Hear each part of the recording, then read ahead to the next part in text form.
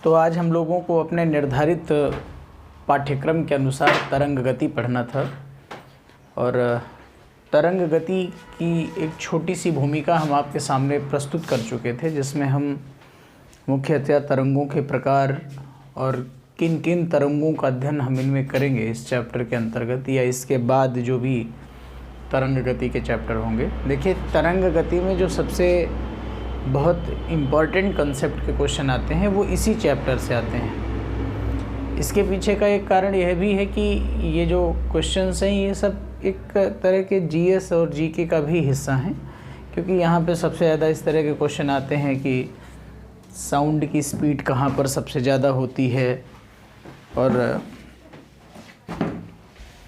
कहाँ पर साउंड की स्पीड ज़्यादा होती है, कहाँ पर साउंड की स्पीड कम होती है, किस मीडियम में साउंड चल सकता है, किस मीडियम में नहीं चल सकता है। तो साउंड को लेकर के या हमारी प्रैक्टिकल लाइफ में आने वाली वेव्स को लेकर के कई रोचक जानकारियां हैं, इसलिए भी यह महत्वपूर्ण हो जाता है। तो तरंग गति, जिसे हम लोग वेव मोशन कहते हैं, वेव मोशन एक तरह का डिस्टरबेंस है। डिस्टरबेंस को हिंदी में हम विक्षोभ कहते हैं, विक्षोभ कहते हैं। और ख़ास बात ये होती है कि जब ये विक्षोभ चलता है तो विक्षोभ जब चलता है तो कभी अपना स्वरूप नहीं बदलता। जब किसी मीडियम में, अब देखिए, जब हम तरंग की बात कर रहे हैं तो ये हम प्रिकॉशन के रूप में आपको बता चुके हैं कि जब हम तरंग गति कहेंगे तो हमारा मूल आशय होगा यांत्रिक तरंग से, क्योंकि पिछले वीडियो में हम आपको ये बता चुके हैं कि तरंग के दो हिस्से हैं, यांत्रिक तरंग और विद्युत चुम्बकीय तरंग। तो विद्युत चुम्बकीय तरंग को हम पहले पढ़ चुके हैं अल्टरनेटिंग करंट के बाद में। तो अब हम यांत्रिक तरंग का हिस्सा पढ़ रहे हैं। तो जब हम तरंग कहेंगे तो हमारा सीधा अर्थ होगा कि हम यांत्रिक तरंग की बात कर रहे हैं। तो यांत्रिक तरंग में ही हम बात कर रहे हैं कि यांत्रिक तरंग एक तरह का डिस्टरबेंस है और यह डिस्टरबेंस किसी भी मीडियम में जाने पर अपना स्वरूप नहीं बदलता है। इसका जो ओरिजिनल फॉर्म है वो वही बना रहता है। इसे हम तरंग गति कहते हैं। Wave motion is a type of disturbance which propagates in any medium without changing its original form। तरंग गति किसी माध्यम में उत्पन्न वह विक्षोभ है, वह डिस्टरबेंस है, वह हलचल है जो अपना स्वरूप बदले बिना माध्यम में एक स्थान से दूसरे स्थान तक जाता है। इसे रटने का प्रयास ना करें, इसे एक्सपीरियंस करने का हम सभी लोगों का प्रयास करना चाहिए कि ऐसी आम घटनाएं हम कभी अपनी चाइल्डहुड में या आज भी हम लोग अगल बगल देखते हैं, बच्चे खेल रहे हैं, तालाब में कंकड़ मार देते हैं तो लहरें पैदा होती हैं। और मोस्टली हम देखते हैं कि उनके जो चलने का स्वरूप है वो लगभग हमें समझ आता है कि वो एक ही तरह की चलती हुई एक कोने से दूसरे कोने तक टकराती हैं। ऐसे रस्सी को हम ढीला करके देख लें तो यूँ फेरे बनते चले जाते हैं। अगर हम स्प्रिंग को खींच के छोड़ दें तो वहाँ भी वाइब्रेशंस हमें देखने को मिलते हैं। तो हमने देखा है कि वाइब्रेशन का स्वरूप नहीं बदलेगा, वो सुस्त हो जाएगा। वो पहले ज़्यादा तेज़ हो रहा होगा, बाद में धीरे हो जाएगा, लेकिन उसका जो फंडामेंटल स्वरूप है, जो फंडामेंटल फॉर्म है, वो नहीं चेंज होगी। तो डिस्टरबेंस में हम पहली बात पढ़ते हैं, अपना स्वरूप नहीं बदलता है, अपना मूल फॉर्म नहीं बदलता है, नहीं बदलता है। ये इसकी विशेषता है। एक तो ये विशेषता आप ध्यान रखें। दूसरी चीज़, तरंग जिस मीडियम में हम क्रिएट करा रहे हैं उस मीडियम में क्या कोई ऐसी क्वालिटी की ज़रूरत है कि नहीं, अगर ऐसा नहीं होगा इस मीडियम में तो फिर तरंग पैदा नहीं होगी? क्या ऐसा है? अगर है तो फिर हमें यहाँ पर ये जान लेना चाहिए कि वो कौन से आवश्यक लक्षण हैं, वो कौन सी रिक्वायर्ड प्रॉपर्टी हैं जो किसी मीडियम में वेव क्रिएट कराने के लिए होनी चाहिए। तो वो दो क्वालिटीज़ हैं।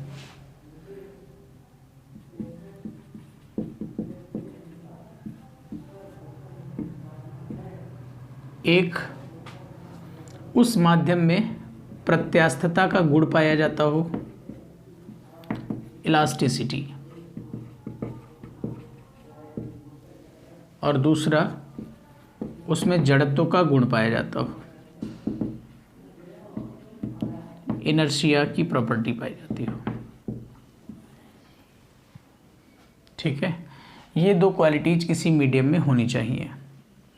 अगर ये दो क्वालिटीज किसी मीडियम में हैं तो फिर हम वहाँ पर तरंग उत्पन्न कर सकते हैं। और ये जो तरंगे हैं इनमें आंशिक परावर्तन भी होता है, अपवर्तन भी होता है, और चूँकि तरंग है और प्रकाश भी तरंग है इसलिए हम ये कह सकते हैं कि आप अपवर्तन भी होता है, परावर्तन भी होता है, ध्रुवण भी होता है, व्यतिकरण भी होता है, विवर्तन भी होता है, विस्पंद की घटना भी होती है, क्योंकि किसी न किसी तरंग में कोई ना कोई घटना तो होती है। दूसरी चीज़ ये है कि तो एक बात तो आप ये समझ गए कि वेव्स में ये सारी घटनाएं होती हैं। वेव्स में परावर्तन यानी इंग्लिश में रिफ्लेक्शन, अपवर्तन यानी रिफ्रैक्शन, ध्रुवण यानी पोलराइजेशन, व्यतिकरण यानी इंटरफेरेंस, विवर्तन यानी डिफ्रैक्शन, विस्पंद यानी बीट्स। ये बीट्स स्पेशली ध्वनि तरंगों में होता है, लेकिन होता तो तरंगों में ही है कि घटनाएं होती हैं। दूसरी चीज़, जब वेव्स चलती हैं तो वेव्स अपने साथ में एनर्जी यानी ऊर्जा और मोमेंटम यानी संवेग को हस्तांतरित करती हैं या ट्रांसफॉर्म करती हैं या स्थानांतरित करती हैं। लेकिन खास बात यह है कि mass is not transformed, mass transformed नहीं होता है।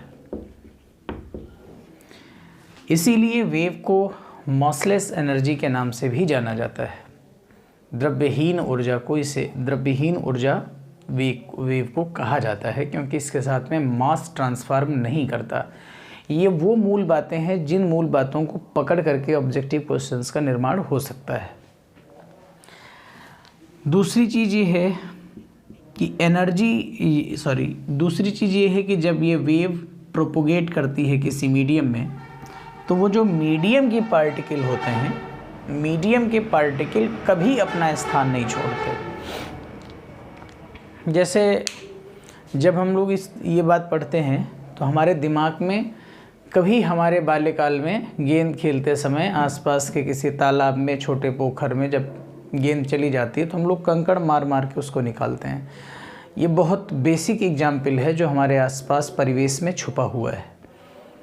तो हम लोग उसे जब निकालते हैं तो हम लोग उसमें कंकड़ मारते हैं और कंकड़ मार के हम उसे निकालने का प्रयास करते हैं।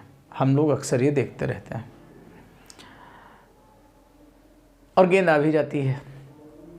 तो प्रश्न ये बनता है कि जब माध्यम के पार्टिकल अपना स्थान नहीं छोड़ते और हम लहरें बार बार पैदा कर रहे हैं और लहरों के सहारे गेंद किनारे क्यों आ रही है?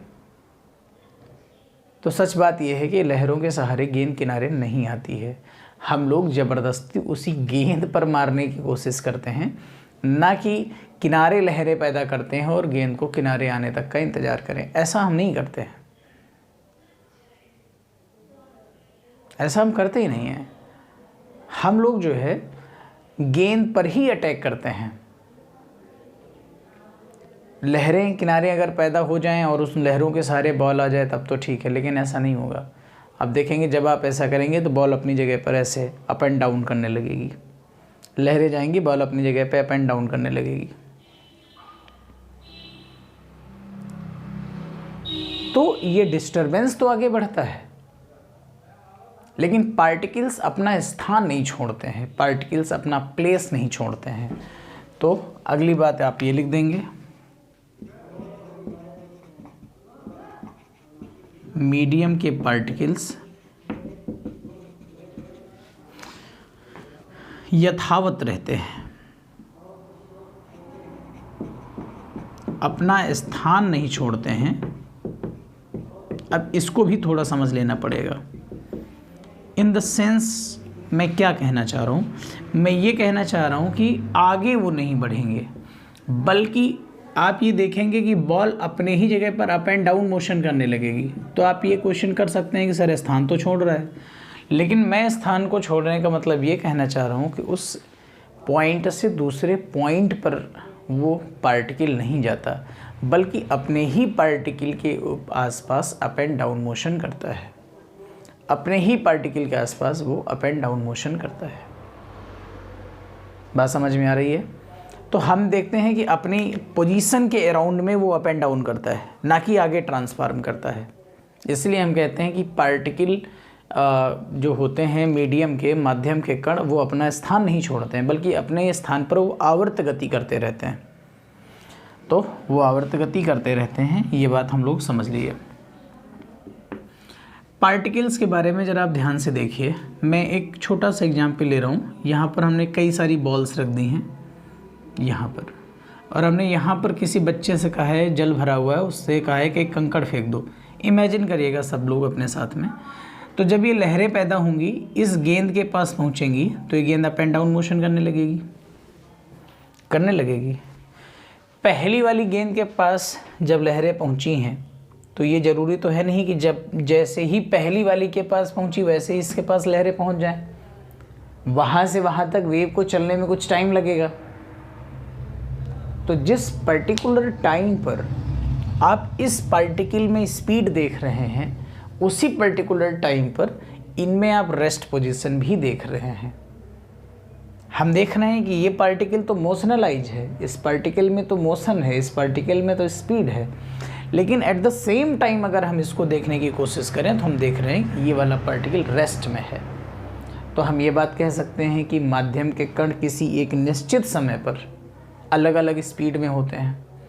हो सकता है उसी किसी टाइमिंग पर कोई पार्टिकल मैक्सिमम स्पीड में हो और कोई पार्टिकल रुका हुआ हो, कोई पार्टिकल थोड़ा बहुत मोशन कर रहा हो, ऐसा भी हो सकता है। तो कहने का सेंस ये है कि हम ये बात कह सकते हैं कि किसी एक ही टाइम पर माध्यम के जो कण होते हैं उनकी गति अलग अलग होती है।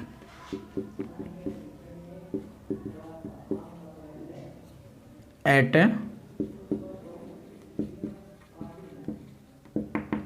Proper time, speed of any particle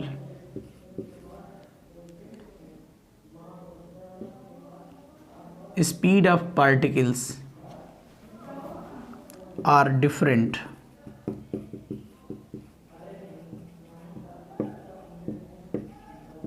to each other। ये वो बातें हैं जो हम तरंग गति की विशेषताओं के साथ, अगर इसको हम एक नाम देना चाहें तो हम ये कह सकते हैं कि इसे हम कह सकते हैं कैरेक्टरिस्टिक्स ऑफ वेव्स। ये वेव की विशेषताएं हैं, तरंग गति की विशेषताएं हैं।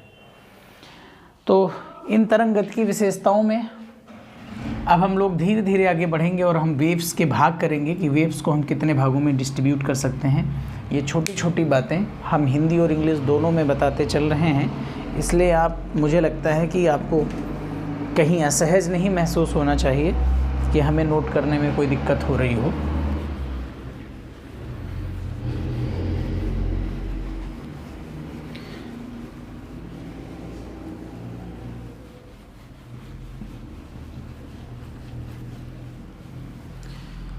अब बात आती है तरंग के प्रकार। फिर जब हम तरंग के प्रकार कर रहे हैं तो फिर हम आपको बार बार बता रहे हैं कि तरंग का मतलब यहाँ यांत्रिक तरंग, ठीक है ना, क्योंकि आप इस तरह से कोट ना करें कि नहीं तरंग तो इन्होंने ये बता दी। तरंग का मतलब यांत्रिक तरंग।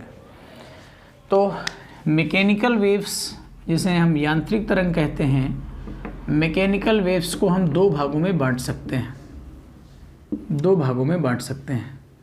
कौन कौन से भाग हैं? एक हमारा भाग है अनुप्रस्थ तरंगे,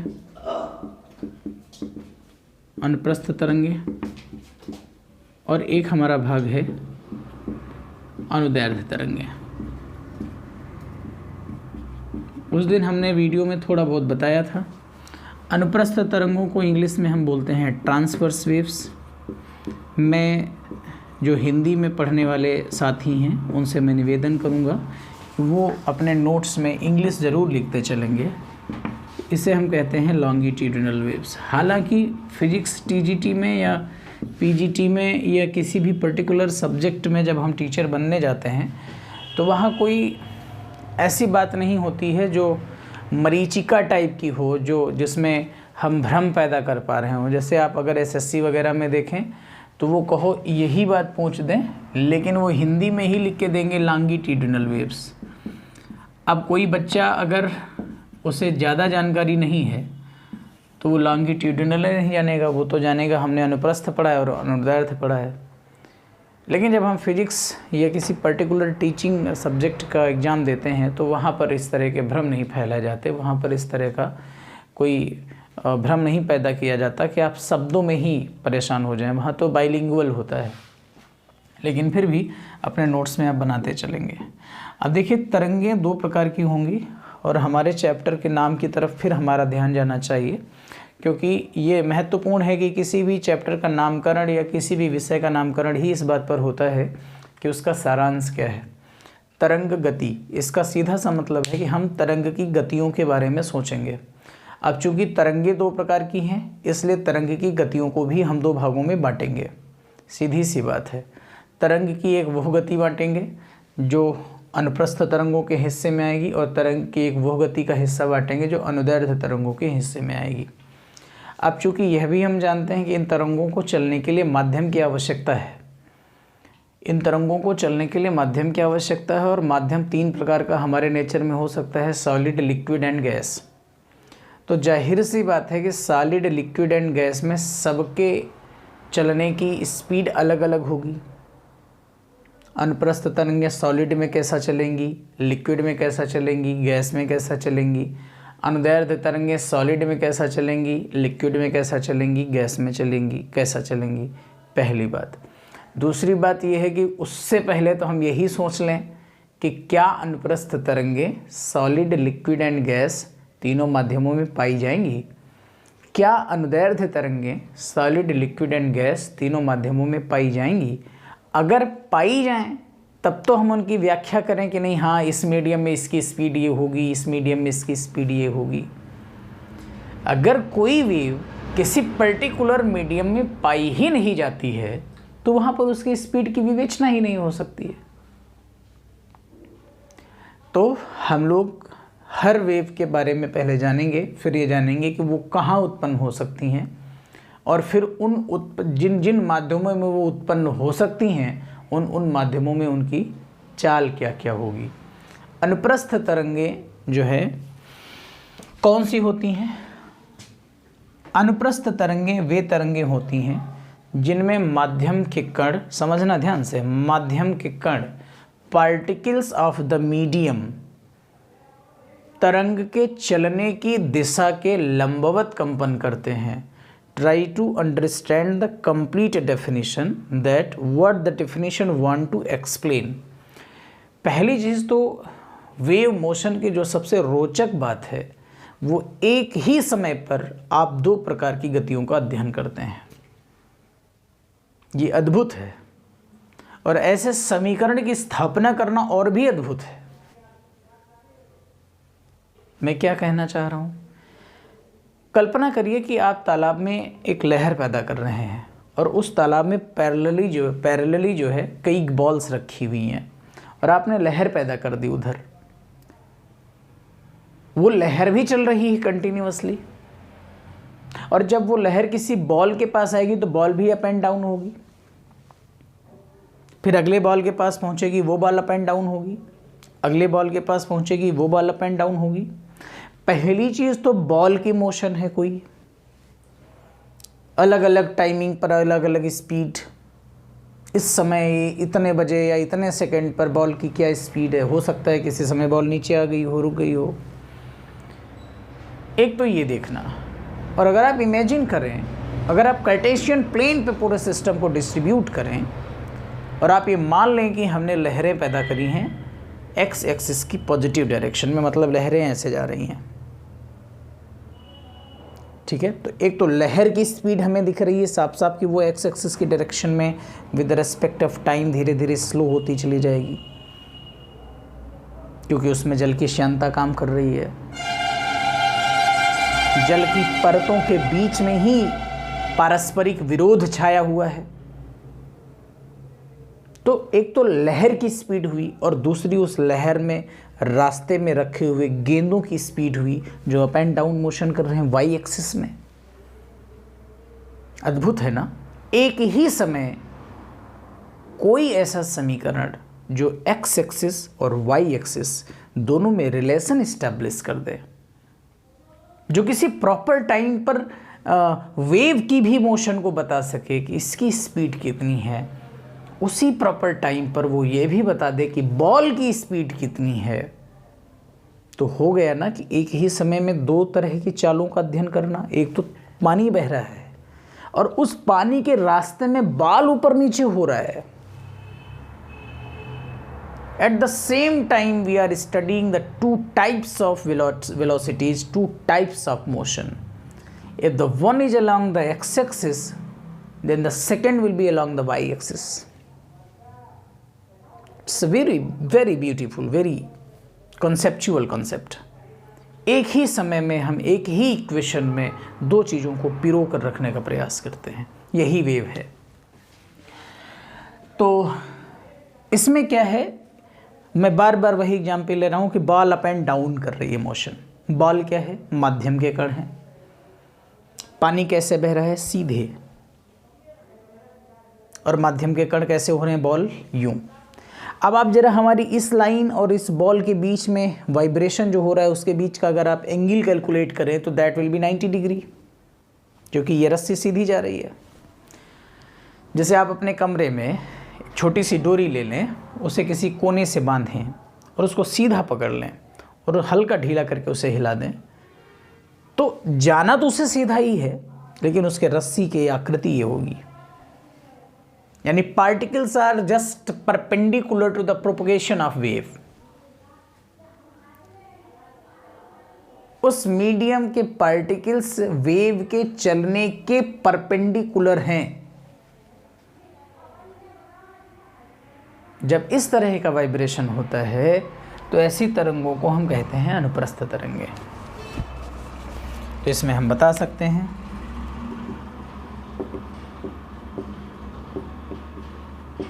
माध्यम के कण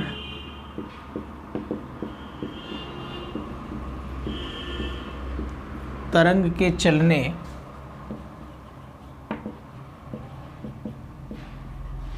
की दिशा के लंबवत कंपन करते हैं।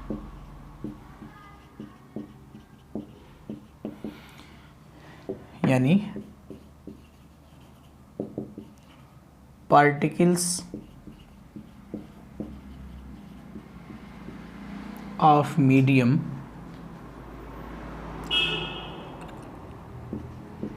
vibrates या vibrate perpendicularly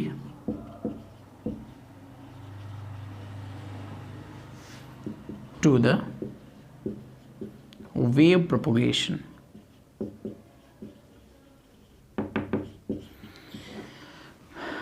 आपके मन में अगर इसके चित्र को लेकर के कोई कल्पना चल रही है तो शायद वो कल्पना हमारे चित्र के अनुरूप हो सकती है।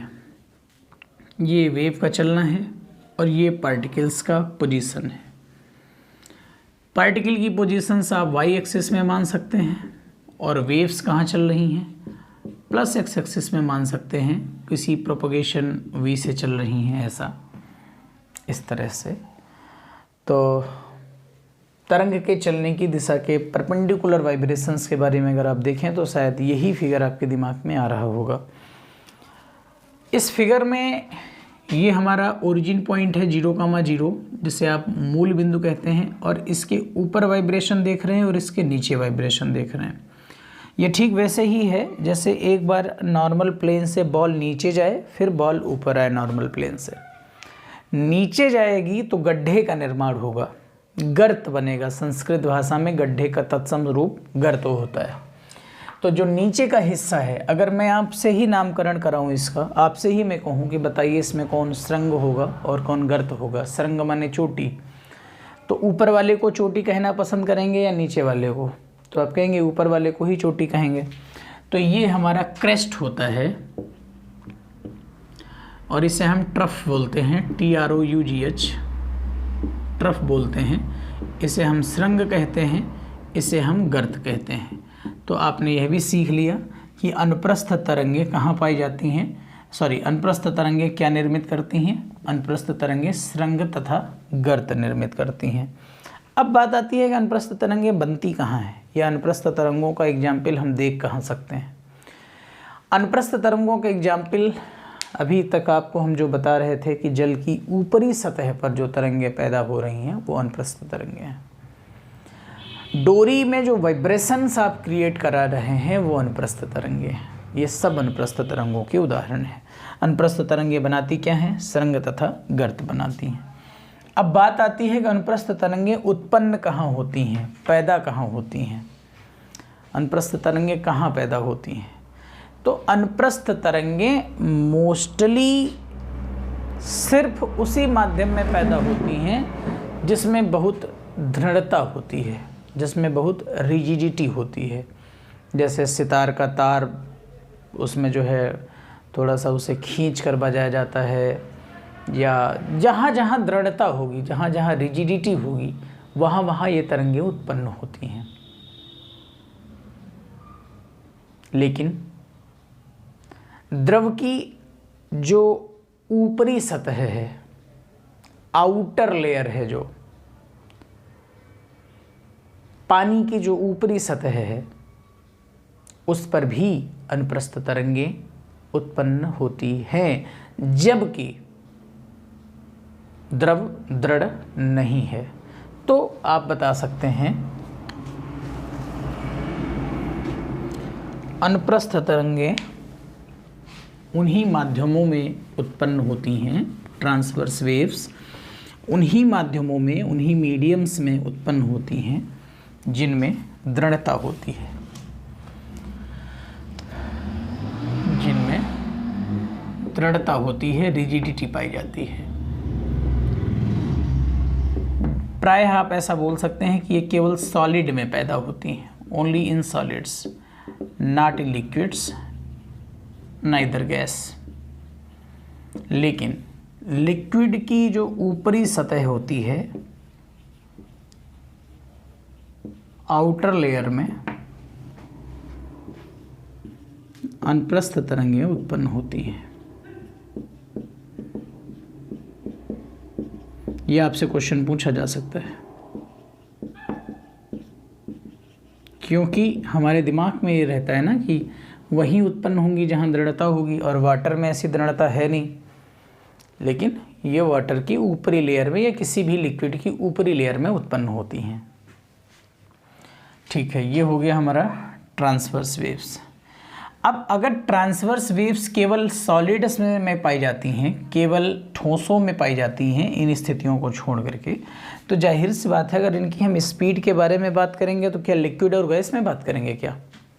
जब उस मीडियम में वो है ही नहीं,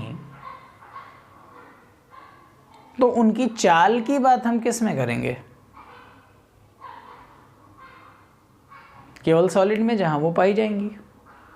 बिल्कुल। अब आइए हम बात करते हैं अनुदैर्ध्य तरंगों की। अनुदैर्ध्य तरंगे वे होती हैं, इसमें आपने देखा कि तरंग ऐसे चल रही है और माध्यम के कण ऐसे कंपन कर रहे हैं, ऐसे 90 डिग्री का एंगल बनाते हुए। इसमें क्या है, माध्यम के कण तरंग के चलने की दिशा में ही कंपन करते हैं। Vibration is along to the propagation of wave. जो वाइब्रेशन होता है वो तरंग के चलने की दिशा के समानांतर कंपन होता है।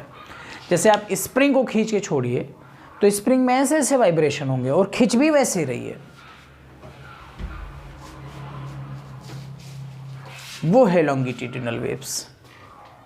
जिस दिशा में वेव चल रही है उसी दिशा में पार्टिकल्स फैलेंगे सिकुड़ेंगे, फैलेंगे सिकुड़ेंगे। This is compression and rarefaction, called in Hindi संपीडन और विरलन। तो अनुदैर्ध्य तरंगों में जो माध्यम के कण हैं, पार्टिकल्स ऑफ मीडियम,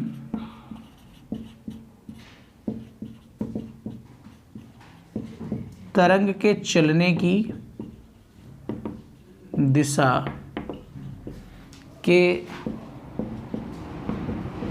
समांतर कंपन करते हैं।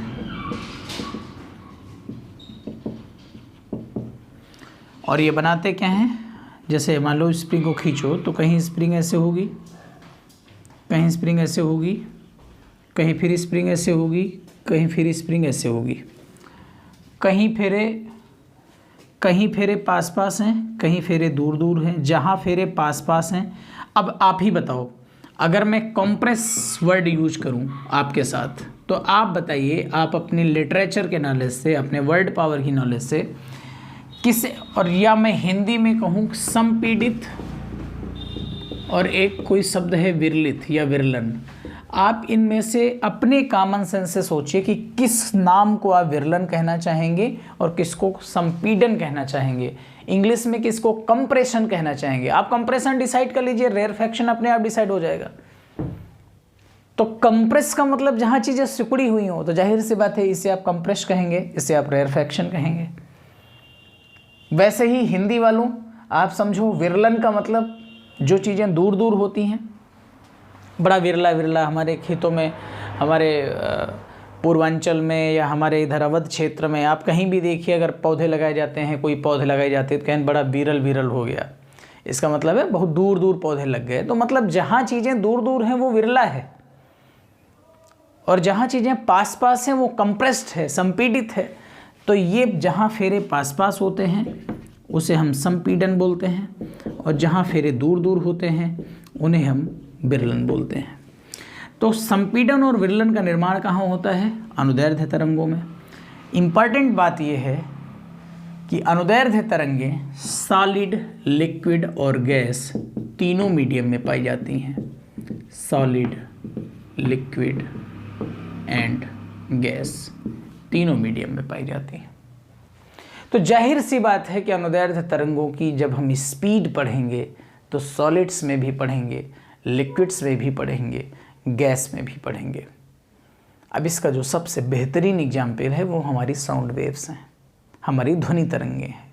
और ध्वनि तरंगें का किस मीडियम में प्रोपोगेट हो रही हैं? ज़्यादातर केसेस में किस मीडियम में प्रोपोगेट हो रही हैं? गैसियस मीडियम में, क्योंकि चारों तरफ एटमॉस्फेयर वायुमंडल का है। हम लोग आपस में बात करते हैं तो एयर वाइब्रेशन के कारण साउंड एक स्थान से दूसरे स्थान तक जाता है, यानी हमारी साउंड वेव्स किसी गैसियस मीडियम में प्रोपोगेट हो रही हैं। तो इसकी फिजिक्स समझना मानव के लिए बड़ा हितकारी हो जाता है ना। आम व्यक्ति के लिए जो थोड़ा भी पढ़ा है, जो जीएस में भी बात करेगा, वो भी इसकी बात करने लगेगा। इसलिए इतना जो है ये थोड़ा सा क्लासिकल हो जाता है हमारे लिए,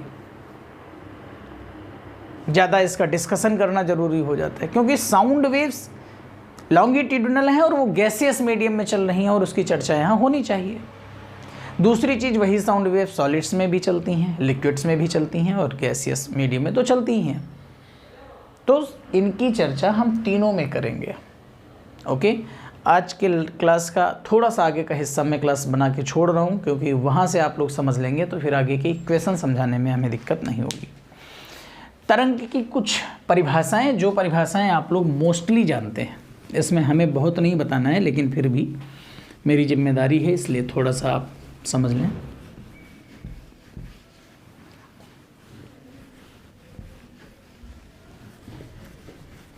जब कोई वेव प्रोपोगेट करती है तो वेव के प्रोपोगेशन में मैं ट्रांसवर्स का ले रहा हूँ, आप रेयरफैक्शन का ले सकते हैं। देखिए ये है बॉल आपके दिमाग में बॉल चल रही होगी ना, बॉल का डिस्प्लेसमेंट है, और इधर कौन जा रहा है?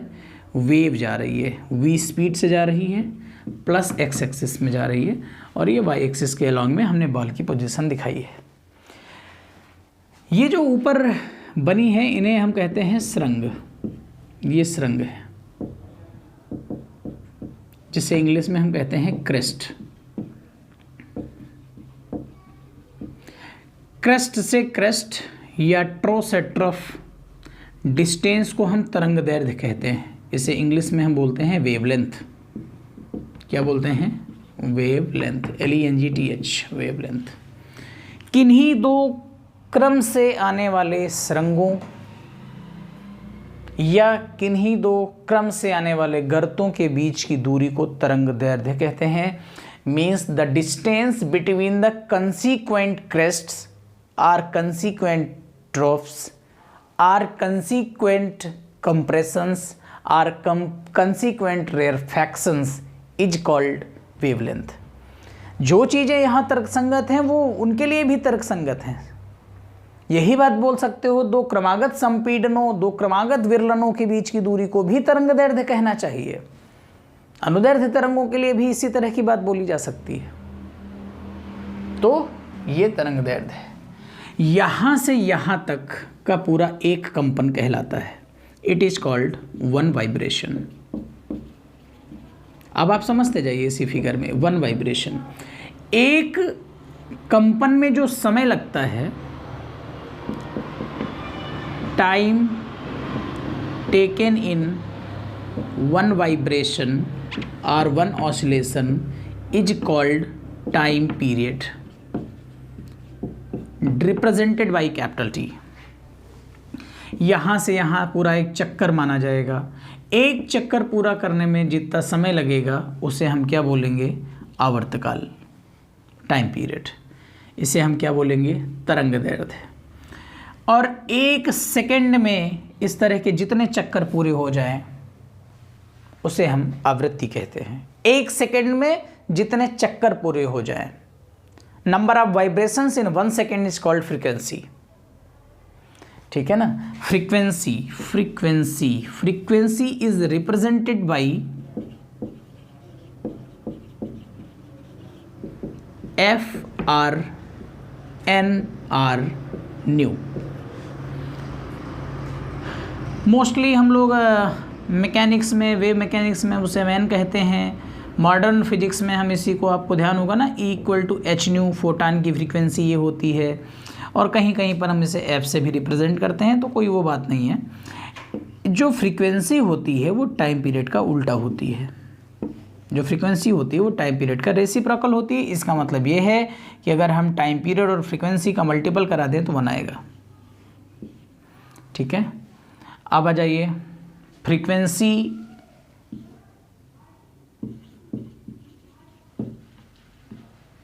n, wavelength lambda and speed v में रिलेशन। अच्छा, मान लीजिए यहाँ से यहाँ तक, यहाँ से यहाँ तक, यहाँ से यहाँ तक हाफ लेमडा है और आगे यहाँ से यहाँ तक आप फिर हाफ लेमडा ले रहे हैं। तो कुल मिलाकर के यहाँ से यहाँ तक की जो डिस्टेंस है उस या पूरी डिस्टेंस यहाँ से यहाँ तक आप कह रहे हैं लेमडा। इस पॉइंट से इस पॉइंट की डिस्टेंस को आपने लेमडा कह दिया। तो अगर हम यहाँ से यहाँ तक पूरा चक्कर लें, पूरा चक्कर है, तो ये पॉइंट हमारा 1 लेमडा हो जाएगा। इस पॉइंट से इस पॉइंट तक, ये यहाँ से यहाँ बढ़ गए हो, ये इतना छोड़ आए हो तो इधर इतना बढ़ा लिए हो। अगर हम इतना ना छोड़ें तो इधर इतना घट जाएगा, ये पूरा लेमडा हो जाएगा। और लेमडा डिस्टेंस तय करने में ये एक ही चक्कर हो रहा है ना, इसको टाइम कितना लगा? t। तो अगर हम यहाँ से स्पीड निकालना चाहें तो हम कहेंगे डिस्टेंस अपॉन टाइम, और 1 अपॉन टाइम को फ्रीक्वेंसी कहते हैं। तो क्या होगा? v=n lambda. So v=n lambda is very famous formula from the 9th class. इस तरह से ये बेसिक ख़त्म हुआ। कल हम लोग इस चैप्टर के अगले हिस्से पर डिस्कस करेंगे। क्लास उम्मीद करते हैं कि आप सबको समझ में आई होगी। अगर कोई क्वेरी है, कोई डाउट है, तो आप हमारे नंबर पर या कोचिंग के नंबर पर अपना व्हाट्सएप करके भेज सकते हैं। क्लास देखने के लिए आप सबका बहुत शुक्रिया, बहुत आभार। मन से पढ़ाई करते रहिए, अपना और अपने सभी अजीज़ों का ख्याल रखिए। शुक्रिया।